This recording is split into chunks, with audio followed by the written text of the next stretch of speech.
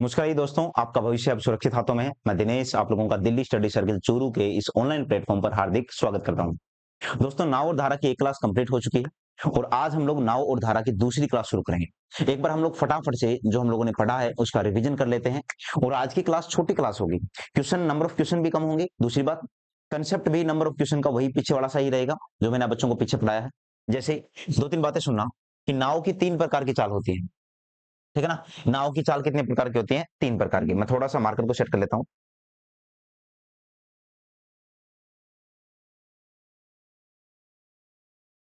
कि जो नाव है उसकी चाल कितने प्रकार की होती है? तीन प्रकार की। नंबर एक, एक होती है दोस्तों अनुकूल चाल। क्या होती है? अनुकूल चाल। ठीक है। नंबर दो पे मैंने तुम बच्चों को बताया था कि एक होती है शांत चाल। क्या होती है? शांत चाल। और तीसरी होती है प्रतिकूल चाल। क्या होती है? प्रतिकूल चाल। ठीक है। ये सारी की सारी चाल या फिर ये तीनों की तीनों चाल डिपेंड करती हैं दोस्तों किसके ऊपर? तो तुम बच्चों क्या बोलोगे? धारा की चाल पर। ठीक है ना। तो ये सारी की सारी जो भी चाल हैं ये सारी प्यारे दोस्तों डिपेंड करती हैं किस पर? धारा या फिर दोस्तों आप उसको क्या बोलते हो? पानी की चाल। ये मैंने तो बच्चों को बता दिया। ये धारा या पानी की वो चाल है जिसकी बदौलत आप लोग ये सवाल कर सकते हो, अनुकूल चाल का, शांत चाल का या फिर मेरे प्यारे भाई प्रतिकूल चाल का। अब इन पॉइंटों को समझिएगा।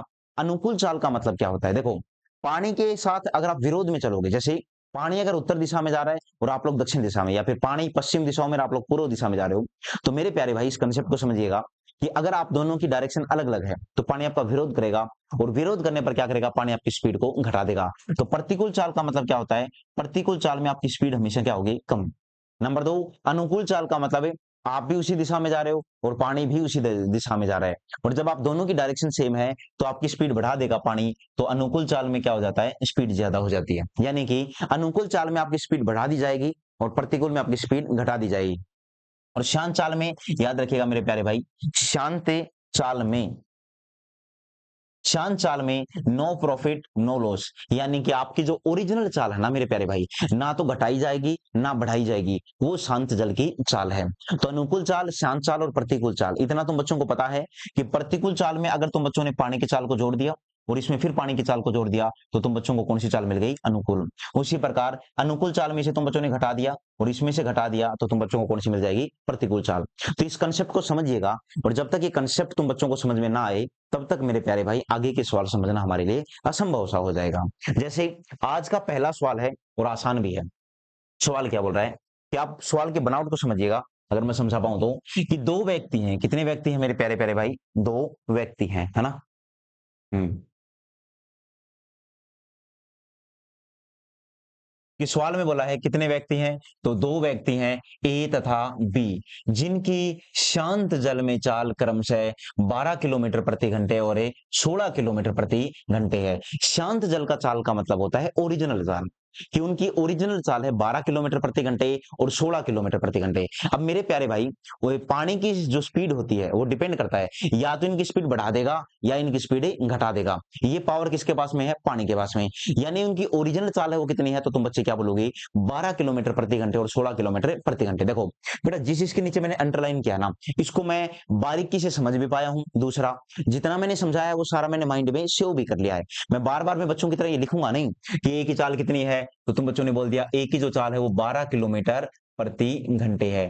बी की चाल कितनी है? तो तुम बच्चे क्या बोलोगे? बी की जो चाल है वो 16 किलोमीटर प्रति घंटे है। ठीक है ना। एक ए की और दूसरी किसकी चाल है? बी की। आगे पढ़ते हैं। आगे क्या बोल रहा है कि दोनों बहते हुए पानी में एक दूसरे से 224 किलोमीटर की दूरी पर खड़े हैं। कि दोनों के दोनों ही है ना बहते हुए पानी में, यानी जो पानी बह रहा है उसमें एक दूसरे से 224 किलोमीटर की दूरी पर खड़े हैं। तो ये दोनों एक दूसरे से 124 किलोमीटर की दूरी पर खड़े हैं। तो इसको मैं क्या कर लेता हूं, ये मेरे प्यारे भाई मैं तो बच्चों को समझा देता हूं। देखो सुनो, एक पॉइंट मुझे ये समझ में आया। दूसरा, मैंने ब्लैक मार्कर से देखो अंडरलाइन किया है और इससे मुझे क्या समझ में आया कि दोनों के बीच का जो डिस्टेंस है, ए मान लीजिए यहां खड़ा है और बी मान लीजिए यहां खड़ा है, तो दोनों के बीच का जो गैप है वो कितना है? तो तुम बच्चों से बोला है 224 किलोमीटर, ये दोनों के बीच का गैप है। तो बोल रहा है तीसरे पॉइंट में कि जब यह दोनों एक दूसरे की तरफ चलना और शुरू करते हैं तो बताइए कि इनका आपस में मिलने में कितना समय लगेगा, इन दोनों का आपस में मिलने में कितना समय लगेगा। तो सुनो ध्यान से मेरे प्यारे भाई, एक वर्ड अगर तुम बच्चों ने गौर किया हो तो उसने बोला था बहते हुए पानी में, यानी पानी मेरे प्यारे भाई बह रहा है, और बहते हुए पानी में या तो इंसान की स्पीड घटेगी या बढ़ेगी। तो कॉमन सेंस की बात है, अगर मान लीजिए पानी उस डायरेक्शन में बह रहा है तो इनमें से एक आदमी की तो स्पीड बढ़ेगी क्योंकि पानी उसके साथ जा रहा है, और एक आदमी की स्पीड घटेगी। अगर मैं सही हूं तो एक की जो स्पीड है दोस्तों कितनी हो जाएगी, तो तुम बच्चे क्या बोलोगे, 12 प्लस एक्स किलोमीटर प्रति घंटे। ये मुझे समझ में आया कि ए की स्पीड है और ये उधर जा रहा है। बी की जो स्पीड है वो कितनी हो जाएगी, 16 माइनस एक्स किलोमीटर प्रति घंटे।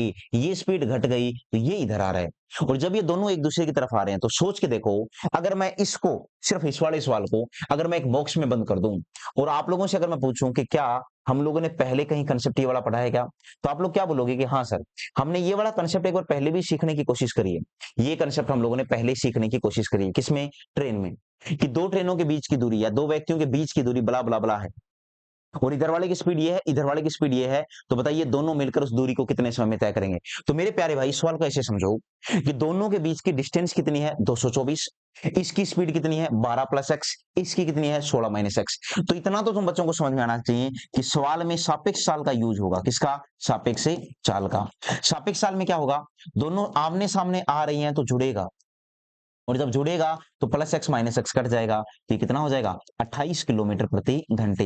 ये क्या आ गई मेरे प्यारे प्यारे भाई, 28 किलोमीटर प्रति घंटे आ गई उनकी स्पीड, क्योंकि दोनों मिलकर उस दूरी को तय करेंगे। सोच के देखो, प्रति घंटे इधर वाला व्यक्ति भी आएगा और प्रति घंटे इधर वाला व्यक्ति भी जाएगा, जब दोनों मिलकर तय करेंगे तो 28 किलोमीटर प्रति घंटे कौन सी चाल आ गई, सापेक्ष चाल। अब पूछा क्या है सवाल ने तुम बच्चों से ये पूछा है कि समय ज्ञात करो। क्या पूछा है मेरे प्यारे भाई, कि तुम बच्चे क्या ज्ञात करो, समय। और जब समय तुम लोगों से पूछा गया है तो समय ज्ञात कर दो।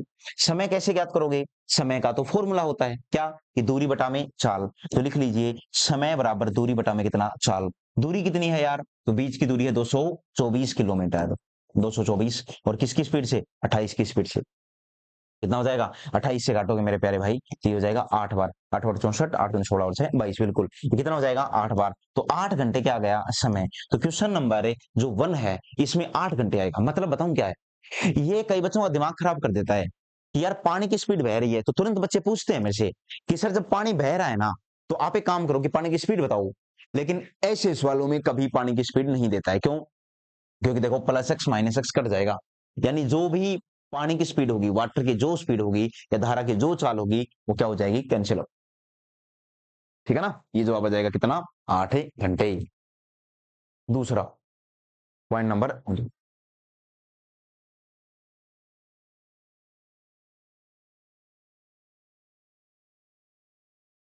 सवाल में क्या बोला है कि दो व्यक्ति, कितने व्यक्ति हैं मेरे प्यारे भाई, दो व्यक्ति ए तथा बी, जिनकी शांत जल में चाल क्रमशः 15 किलोमीटर प्रति घंटे तथा 12 किलोमीटर प्रति घंटे है। यानी दो व्यक्ति हैं मेरे प्यारे प्यारे भाई, एक का नाम तो है ए, इसकी स्पीड कितनी है 15 किलोमीटर प्रति घंटे, और दूसरे का क्या नाम है बी, इसकी स्पीड कितनी है 12 किलोमीटर प्रति घंटे। ये उनकी स्पीड है। फिर क्या बोला है, ए और बी की स्पीड कितनी है 12 और 15 किलोमीटर प्रति घंटे। ठीक है, अब सुनो, दोनों के दोनों बहते हुए पानी में एक दूसरे से 108 किलोमीटर की दूरी पर खड़े हैं, कि दोनों के बीच की डिस्टेंस कितनी है, तो तुम बच्चे क्या बोलोगे, 108 किलोमीटर है। तो मैं लिख देता हूं 108 किलोमीटर दोनों के बीच का क्या है, डिस्टेंस है। अब यार ए तो जाएगा तो तुम बच्चे क्या बोलोगे, इधर, और बी के बारे में क्या बोला है, बी आएगा इधर। तो जब दोनों आमने सामने आएंगे तो सवाल में क्या यूज होगा, सापेक्ष चाल। और सापेक्ष चाल में आप बच्चे इग्नोर कर सकते हो किसको, पानी की स्पीड को। तो मेरे प्यारे भाई 15 और 12 जुड़ जाएगा, पीछे वाले में समझा चुका हूं कि 15 प्लस में कितना 12, यानी 27 किलोमीटर प्रति घंटे। ठीक है, तो पूछेगा समय ज्ञात करो, तो समय कैसे ज्ञात करोगे, दूरी बटा में चाल। दूरी कितनी है यार 108, समय चाल कितनी है 27, तो काटा तुम बच्चों ने कितना आया 4 घंटे। यानी कि विकल्प नंबर जो 4 है वो बिल्कुल सही जवाब हो जाएगा। क्या हो जाएगा, विकल्प नंबर 4, यानी चौथा विकल्प तुम बच्चों का बिल्कुल सही जवाब हो जाएगा। उम्मीद करता हूं जैसे पहला सवाल मैंने समझाया, जिस तर्ज पे समझाया, जैसे मैं समझा पाया, उसी प्रकार तुम बच्चों ने दूसरे सवाल को भी देखा और दूसरा भी तुम बच्चों को बेहतरीन ढंग से समझ में आ गया होगा। अब देखो क्वेश्चन नंबर 3, तीसरा सवाल क्या बोलता है। वैसे तो दोस्तों मैं ये समझा चुका हूं लेकिन फिर भी मैं दोबारा से साथ साथ में जरूर ही समझाऊंगा। ठीक है, सवाल में क्या बोला है कि नदी में एक स्थान से एक दूसरे स्थान तक जाने तथा वापिस आने में एक नाव 4 घंटे लेती है। यानी कि जाने तथा वापिस आने में कुल 4 घंटे समय लेती है, यानी 4 घंटे में नाव गई भी है आई भी है। अब ज्यादा सिर्फ ये मत सोच लेना दिमाग में कि 2 घंटे आने में 2 घंटे जाने में, वो संभव ही नहीं है, क्योंकि जाते वक्त टाइम स्पीड कुछ और थी और आते वक्त स्पीड कुछ और थी।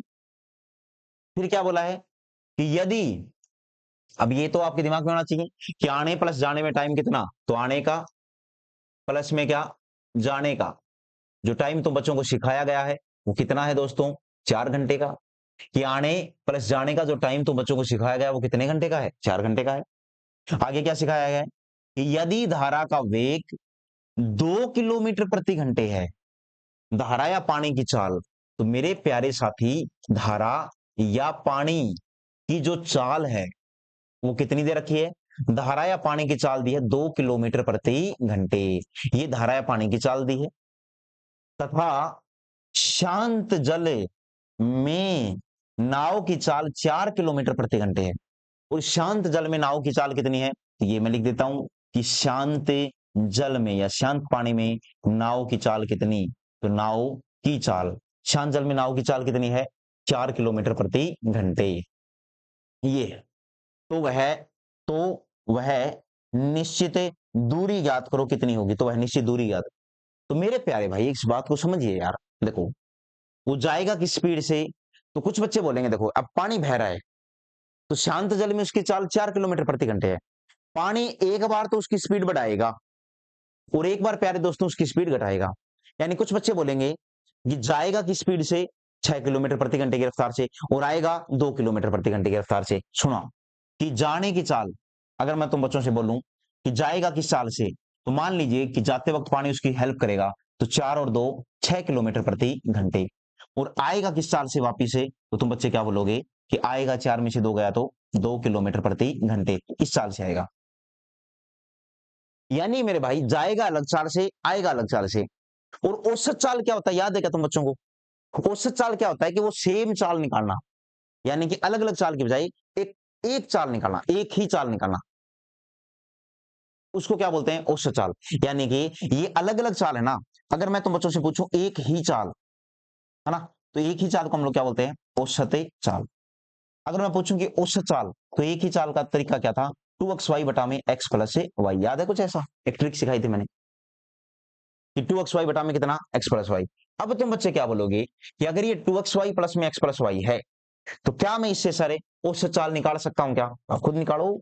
तो जो औसत चाल होगी ना मेरे प्यारे भाई, वो औसत चाल कितनी हो जाएगी, तो तुम बच्चे क्या बोलोगे, 2 गुना में x की स्पीड से मतलब 6 गुना 2 बटा में x प्लस वाई कितना हो जाएगा 8, 2 दूनी 4, 4 दूनी 8, 2 से काटा 3 बार, यानी 2 से 12 दूनी 24 है, काटोगे 3 बार कटेगा, तो औसत चाल कितनी आ जाएगी, हम बोलेंगे सारे 3 किलोमीटर प्रति घंटे। ये कौन सी चाल आ गई मेरे प्यारे भाई, औसत चाल।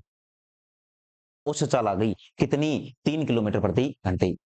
तो बोला है कि वह निश्चित दूरी ज्ञात करो, सवाल में क्या पूछा है या बोला गया है कि वह निश्चित दूरी ज्ञात करो, निश्चित दूरी कितनी, तो सुनो 3 किलोमीटर प्रति घंटे की रफ्तार से।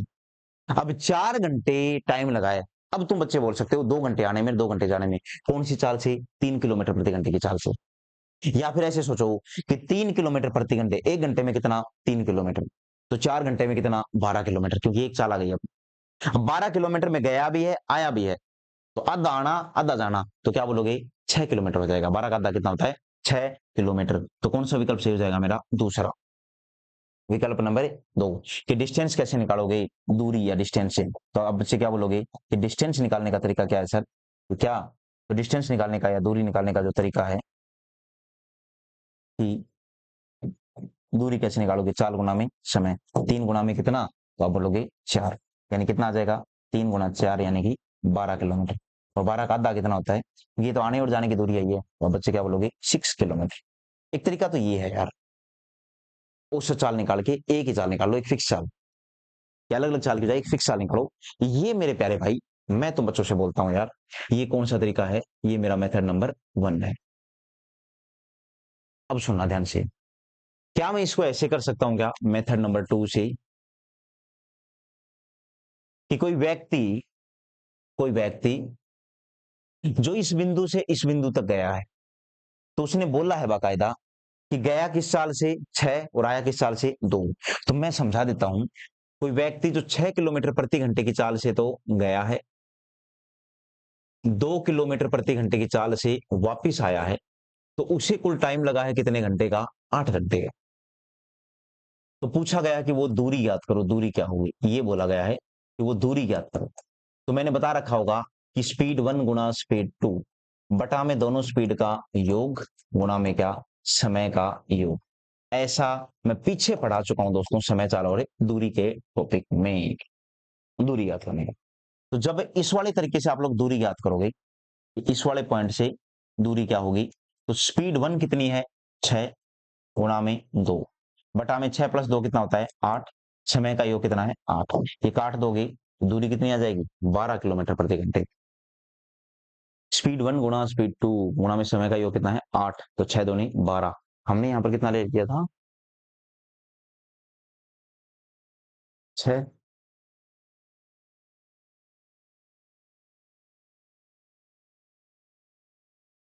उसे आने में जाने में 8 घंटे लग रहे हैं क्या?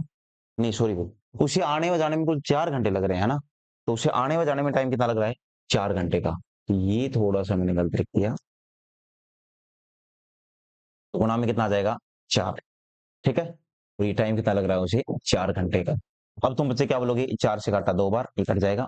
तो दूरी कितनी आ जाएगी मेरे प्यारे भाई? तो बच्चों का जवाब आएगा, दूरी आ जाएगी सर 6 किलोमीटर। ये इसका कंसेप्ट नंबर 2 है, दूसरा तरीका जो मैंने समझाया। ठीक है, ये भी समझ में आया होगा। अब चर्चा करते हैं बेटा इसका तीसरा कंसेप्ट की, जिसको मैं बोलता हूं मेथड नंबर 3। सुनो, क्या तुम बच्चों को ये पता है क्या कि चाल में और समय में कैसा संबंध होता है? व्युत्क्रमानुपाती। ये क्लियर है क्या कि अगर दूरी फिक्स है तो चाल और समय में कैसा संबंध होता है? व्युत्क्रमानुपाती संबंध होता है। अब जैसा तुम बच्चों को पता है कि चाल दो है यार, एक चाल कौन सी है? अनुकूल। और एक चाल कौन सी है? प्रतिकूल। क्योंकि अनुकूल चाल से तो मान लो गया, तो वापिस कौन सी चाल से आएगा? प्रतिकूल से। तो अनुकूल चाल है 6 किलोमीटर प्रति घंटे और प्रतिकूल चाल है 2 किलोमीटर प्रति घंटे। तो मैंने अनुपात कर लिया 3 अनुपात में कितना? 1। ये चाल का अनुपात है, तो फिर बताइए समय का अनुपात क्या होगा? समय का, तो समय का अनुपात होगा 1 अनुपात में कितना? 3। कितना होगा? 1 अनुपात में 3। उसने बोला है बाकायदा सवाल में कि कुल 4 घंटे, बोला है ना, आने और जाने में कुल कितना टाइम लगा? 4 घंटे का। तो मैं ऐसा बोल सकता हूँ क्या? 1 ये 3 ये मिलकर कितना हो गया? ये 4 यूनिट हो गया। उससे आने और जाने में कुल 4 लगा। तो मेरे प्यारे भाई 1 यूनिट तो ये है और 3 यूनिट ये है। तो क्या मैं ऐसा बोल सकता हूं क्या कि सर इस 4 यूनिट का मान कितना है? 4 घंटे आने व जाने में। तो फिर 1 यूनिट का मान कितना हो जाएगा? तो 1 यूनिट का मान हो जाएगा 1 घंटे। और जब 1 यूनिट का मान 1 घंटे है, तो मेरे प्यारे भाई 1 घंटे तो हो जाएगा ये वाला और 3 घंटे हो जाएंगे ये वाले। 1 घंटे और 3 घंटे। अब तुम बच्चे दूरी कैसे निकालोगे? तो दूरी का सिंपल सा फंडा है, चाल गुना समय। असली चाल कितनी है? 6। असली समय कितना आ गया? 1। 6 किलोमीटर प्रति घंटे की रफ्तार से 1 घंटे में कितना? 6 किलोमीटर। और 2 किलोमीटर प्रति घंटे की रफ्तार से 3 घंटे में कितना? वो भी क्या बोलोगे? 6 किलोमीटर। तो ये तुम बच्चों का आ जाएगा जवाब कि दूरी का, और दूरी कितनी आ जाएगी मेरे प्यारे भाई? 6 किलोमीटर आ जाएगी, यानी कि 6 किलोमीटर आ जाएगी। ये मेरा मेथड नंबर 3 है, यानी तीसरा मेथड है इस सवाल का। तो मैंने एक ही सवाल कितने तरीके से सिखाया? 3 तरीके से। अब मैं उम्मीद करता हूं कि आप लोगों को भी ये सवाल तीनों तरीके से आना चाहिए, क्योंकि बेटा इससे कंसेप्ट की क्लैरिटी बहुत अच्छी होती जाएगी धीरे धीरे धीरे धीरे, और चीजें फिर याद नहीं रखनी पड़ती, सिर्फ समझनी पड़ती है। इसीलिए मैं यहाँ पर 2-3 तरीके लेके चल रहा हूँ। क्वेश्चन नंबर 4 है और सेम ही सवाल। सवाल में क्या बोला है कि एक व्यक्ति शांत जल में 25 किलोमीटर प्रति घंटे की चाल है और धारा की चाल 5 किलोमीटर प्रति घंटे है, तो उसे जाकर वापस आने में कुल 8 घंटे का समय लगता है, तो वह दूरी ज्ञात करो। तो यार मेरे को तो आसान लगा, वो ये तरीका ही लगा कि अगर तुम बच्चों को डिस्टेंस निकालना है, तो स्पीड 1 गुना स्पीड 2, जाएगा किस स्पीड से? 30, आएगा किस स्पीड से? 20, दोनों का योग कितना? 50 गुना में कितना? 8। स्पीड 1 गुणा स्पीड 2 गुणा में कितना हो जाएगा 8। करोगे 0 से 0 कैंसिल आउट, 5 से क्या 4 बार, 3 चौके 12, 12 8 है 96। तो 96 किलोमीटर क्या आ गया डिस्टेंस। कि अगर तुम बच्चों से पूछी को दूरी ज्ञात करो तो तुम बच्चों का जवाब क्या आ जाएगा 96 किलोमीटर आ जाएगा। एक तरीका मैंने सिखा दिया। अब बेटा पूर्णतः मेरे ऊपर ही आश्रित क्यों रहना, कि आप लोग अपनी तरफ से भी तो कुछ ऐड कर सकते हो ना। अगर ये वाला तरीका मैं तुम बच्चों को सिखा सकता हूं तो दूसरा तरीका आप लोग खुद नहीं कर सकते क्या, कि सर आप लोगों को पता है कि वो गया अलग चाल से और आया वो अलग चाल से। बोलो यार क्या हो रहा है ये? वो गया अलग चाल से आया अलग चाल से, अगर मैं वो चाल फिक्स कर दूं या सेम कर दूं तो मुझे क्या निकालना पड़ेगा वहां पर औसत चाल। औसत चाल का मतलब होता है वो फिक्स चाल अलग अलग नहीं रहेगी। तो औसत चाल कैसे निकालोगे, तो 2xy बटे में x प्लस वाई, उससे भी कर सकते हो। तो मेथड नंबर 2 और 3 मैं तुम बच्चों के भरोसे छोड़ रहा हूं कि आप लोग मेथड नंबर 2 और 3 खुद करोगे, ठीक है ना। अब क्वेश्चन नंबर 5 है,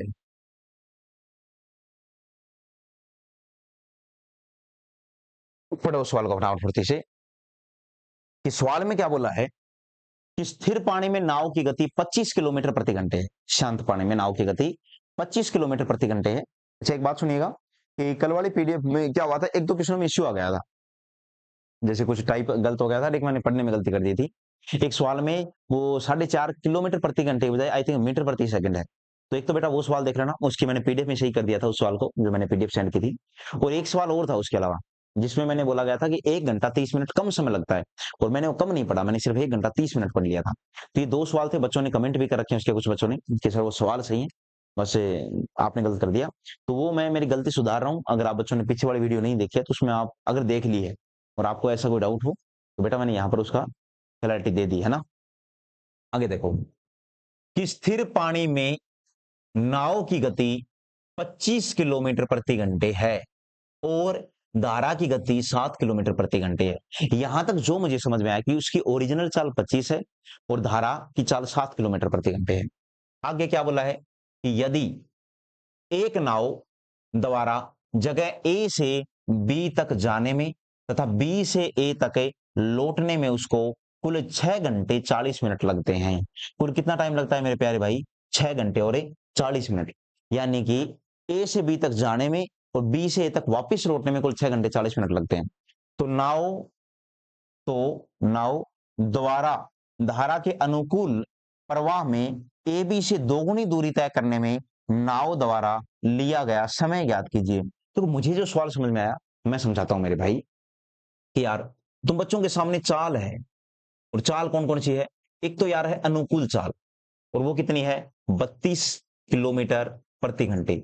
और दूसरी है मेरे प्यारे भाई प्रतिकूल चाल, वो कितनी है 18 किलोमीटर प्रति घंटे। मैंने काटा इसको तो ये कितनी बार कट गया, ये 16 बार, और ये कितनी बार कट गया मेरे प्यारे भाई 9 बार। यदि एक नाव द्वारा जगह ए से बी तक जाने में और बी से ए तक लौटने में उसे कुल 6 घंटे 40 मिनट लगा, ये चाल का अनुपात है, तो फिर समय का कितना, तो समय का कितना हो जाएगा 9 अनुपात में कितना हो जाएगा 16। ये इस टाइम किसका हो जाएगा समय का।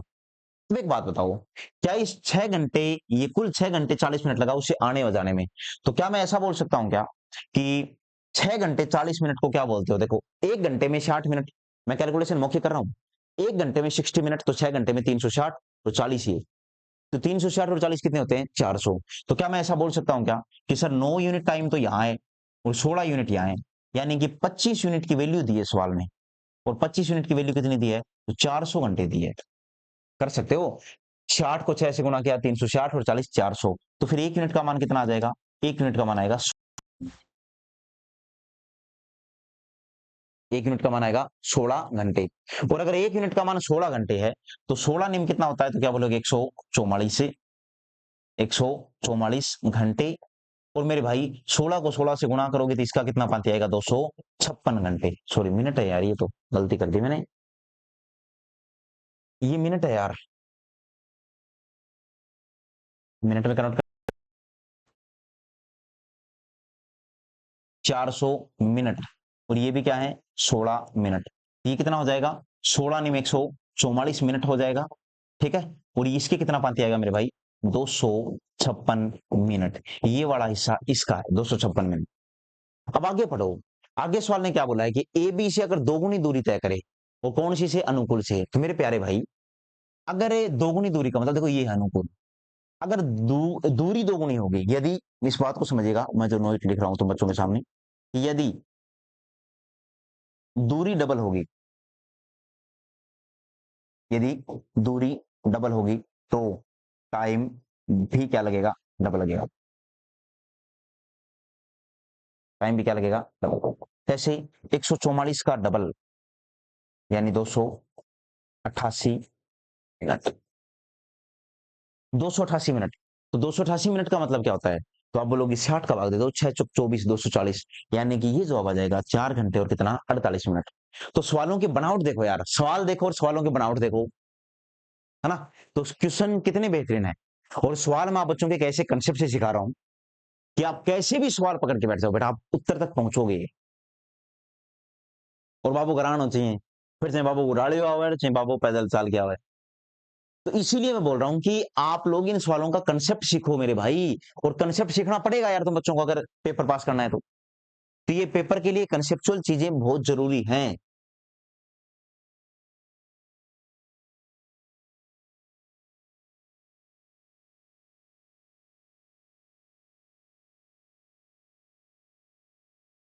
शांत जल में एक व्यक्ति की चाल 6 किलोमीटर प्रति घंटे है। मुझे एक जोक याद आ गया, और वैसे मैंने कभी कैमरे के सामने जोक सुनाया नहीं।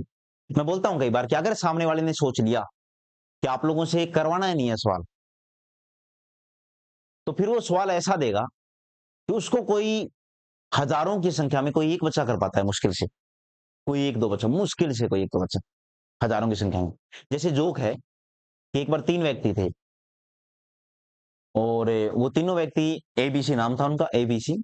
और जब उनकी मृत्यु हो जाती है तो ऊपर जाते हैं, तो ऊपर एक नरक है, एक स्वर्ग है, ये तुम बच्चों ने सबने कहानी सुन रखी होगी। तो बोला गया कि स्वर्ग में 2 ही सीट खाली थी, और उन तीनों ने पाप और पुण्य बराबर कर रखे थे।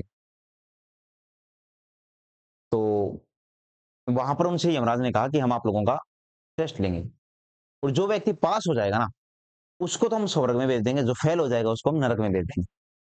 तो एबीसी 3 व्यक्ति थे, तो एबीसी तीनों को सेलेक्ट भर्ती दे दी, जिसको आप कॉपी पेन बोलते हो वो दे दी उनको, और उनसे कहा कि जैसे ए का नंबर आया, ए से कहा लिख कैट, तो ए ने लिख दिया cat, C A T cat, pass हो गया।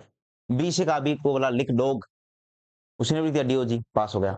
अब सी, उसको भी कोई आसान दे दिया तो उनको पता था ये पास हो जाएगा, और सीट 2 ही खाली है, तो उन्होंने सी से कहा कि लिख लेफ्टिनेंट। अब लेफ्टिनेंट की स्पेलिंग में एफ आता ही नहीं है, और बहुत सारे बच्चों को, क्या लगभग बच्चों को लेफ्टिनेंट की स्पेलिंग नहीं आती है, तो उसको स्पेलिंग अगर मुश्किल दी तो वो फेल हो गया। तो उसने विरोध किया बाद में कि आपने इन दोनों से तो पूछा कैट और डॉग, और मेरा नंबर आया तो लेफ्टिनेंट। तो उसने कहा ऐसा ही बात है, दोबारा ले लेते हैं टेस्ट। उसका विरोध किया, उसकी आवाज शांत करने के लिए उनको दोबारा पेन कापी दी, और ए से कहा तो लिख कॉपी में कबूतर आ, तो इन्हें लिख दिया कबूतर आ। बी से कहा वो लिख कबूतर जा जा जा, तो बी ने लिख दिया कबूतर जा जा जा। सी का नंबर आया, उसको फेल करना अनिवार्य था, तो सी से कहा लिख कबूतर, उसके बाद में सी से कहा लिख कबूतर, तो उसने कबूतर तो लिख दिया, लेकिन आगे वाली चीजें वो लिख नहीं पाया। तो कुछ ऐसी चीजें होती हैं कि अगर उसने सोच लिया कि तुम लोगों से नहीं करवाना है मेरे भाई, तो फिर वो नहीं करवाएगा। और अगर उसे लगता है कि आप लोगों ने ठीक ठाक पढ़ा रहे, ठीक ठाक मेहनत करी है तुम बच्चों ने, तो वैसे ही तुम बच्चों के सामने वैसे ही ठीक ठाक सा सवाल रख देगा। जैसे एक सवाल है कि शांत जल में, आज का आखिरी सवाल है, एक व्यक्ति की चाल 6 किलोमीटर प्रति घंटे है, और धारा की चाल कितनी दी है तुम बच्चों को? 2 किलोमीटर प्रति घंटे दी है। कि व्यक्ति को धारा की दिशा में जाने में कितना समय लगता है? जितना आएगा भी यहां पर आएगा जितना, जितना समय लगता है, उससे 4 घंटे अधिक समय धारा के प्रतिकूल दिशा में जाने में, उतनी दूरी तय करने में लगता है। तो वह दूरी ज्ञात करो। मेरे भाई समय का अंतर दिया है, चाल तुम्हारे पास में है, तो इस सवाल को 2 तरीके से करोगे आप लोग, ठीक है? कौन से 2 तरीके हैं वो? इस सवाल को करने के 2 तरीके हैं। एक तो ये सुधार लेना, थोड़ा सा गलती कर दी, ये कितना नहीं आएगा, ये आएगा जितना।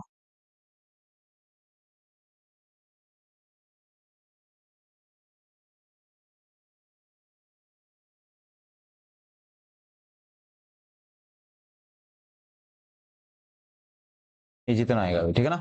जितना समय लगता है, एक तो ये सुधार लीजिए। तो तुम बच्चे क्या बोलोगे कि एक मेथड तो मैंने सिखा रखा है तुम बच्चों को डिस्टेंस निकालने का, कि स्पीड 1 गुणा में क्या स्पीड 2 बटा में क्या दोनों स्पीड का अंतर और गुणा में क्या मेरे प्यारे प्यारे भाई समय का अंतर। तो स्पीड 1 कितनी है 6 और 2 8, 6 में से 2 गया तो 4, उसके बाद में 8 और 4 का अंतर कितना है 4 और समय का अंतर कितना है मेरे प्यारे भाई 4 घंटे। ये मैंने 4 से 4 काट दिया तो 800 का कितना आ गया 32 किलोमीटर। ये 32 किलोमीटर ही तुम बच्चों का जवाब है। ठीक है, ये टिक करो ऑप्शन नंबर 4 और आगे बढ़ो। लेकिन इससे पहले तुम बच्चों का एक होमवर्क रहेगा कि मैंने तुम बच्चों को अनुपात बदलना सिखाया कि जो चाल का अनुपात है उसका उल्टा, ठीक है, विक्रमानुपाती संबंध होता है तो इसलिए वो समय का अनुपात है। तो मैंने तुम बच्चों को आज के जितने भी सवाल करवाए ना, इसको तुम बच्चे जैसे सवाल नंबर 6 है इसको दूसरे मेथड से करो कि अनुपात वाले मेथड से करोगे तो ये सवाल कैसे होगा। और आज की क्लास में मेरे प्यारे भैया छोटी क्लास ही हो पाई कोई बात नहीं, लेकिन आज की क्लास में मैंने बच्चों को सारे कंसेप्ट क्लियर करवा देते हैं और उम्मीद करता हूं यार तुम बच्चों को समझ में आया होगा। दो काम जरूर किया करो कि बेटा अगर वीडियो देखने आए हो तो वीडियो को लाइक करो, ठीक है ना, इतना भी हमें स्वार्थी नहीं होना चाहिए। दूसरा, आप लोग कमेंट प्रॉपर कीजिए, अगर आप लोगों ने क्लास देखी है तो उसको प्रॉपर कमेंट कीजिए, अगर आपको कुछ गलत लगे कुछ सही लगे, अगर आप हमें कुछ राय देना चाहो अपनी। और तीसरा, अगर हो सके बेटा आप किसी ग्रुप में हो किसी सोशल मीडिया यूज करते हो, अगर आपके सब्सक्राइबर अच्छे खासे हैं, युवा पीढ़ी आपके साथ जुड़ी हुई है, आपका भी कोई चैनल है, तो आप चाहो तो हम लोगों को शेयर कर सकते हो। एक ये 2-3 आप लोगों से बस यही रिक्वेस्ट कर सकता हूं मैं, ठीक है ना। तो धन्यवाद, आज की क्लास में इतना ही।